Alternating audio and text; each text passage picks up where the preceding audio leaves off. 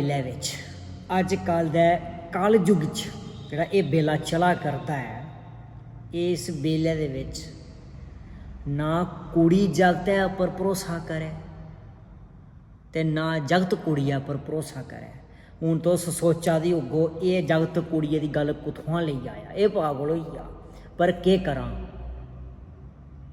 सच बोलने की आदत है, नहीं रोन होंदा सच बगैर बोलने दे।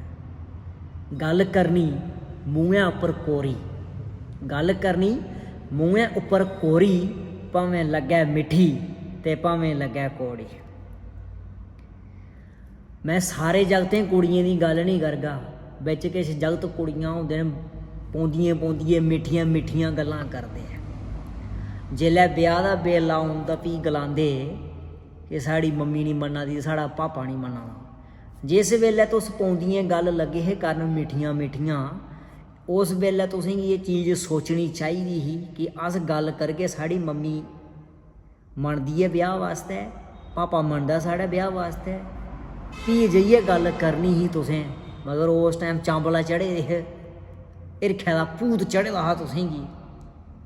ते हून जेल्लै हिरखै दा भूत उतरी गेआ तुसें गी ते गल आई गेई माऊ बब्बै पर, माँ बब्ब नहीं मन्ना करदे। जिल्लै तुस गल करन लगे तैलूं उस वेल्लै पुच्छेआ हा माऊ बब्बे गी, ये चीज़ सोची ही।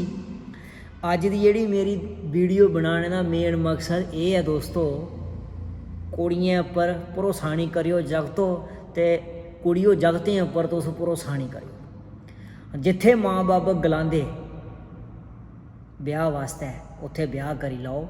ना कुड़िए दी कुसै दी जिंदगी खज्जल होवै ते ना कुसै जगते दी जिंदगी खज्जल होवै, ना ओह् रुलै ते ना उहदे माँ प्यो रुलन।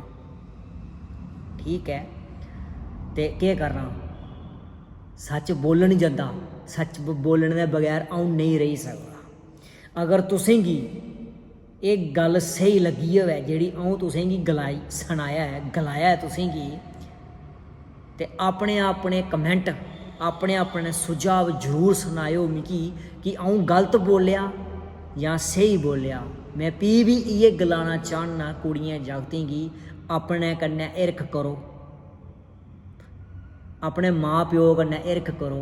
जिथे माँ प्यो गलांदे न उत्थे ब्याह करो। कुसै दी जागते दी जिंदगी ते कुसै कुड़ी दी जिंदगी बर्बाद नहीं होवै।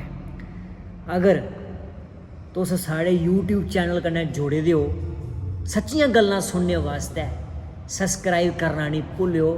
ते अगर फेसबुक पेज डुग्गर सीरीज़ कन्नै जुड़े दे हो सच्चियां गल्लां सुनने वास्ते, साढ़े फेसबुक पेज गी फॉलो करना नहीं भुल्लिओ। तुसें गी इ'यै नेहियां सच्चियां गल्लां सुनने गी थ्होआ करङन। जय डुग्गर जय डोगरा।